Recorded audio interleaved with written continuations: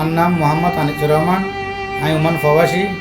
আর পাইছ 15 জুন আর এই মাদ্রাসার তো নেপচাহানাত কিটন তখন হৃদয়বান ব্যক্তি যদি ফাইতাগন আইগো নম্বর দিয়ম নম্বর যোগাযোগ করিবেন।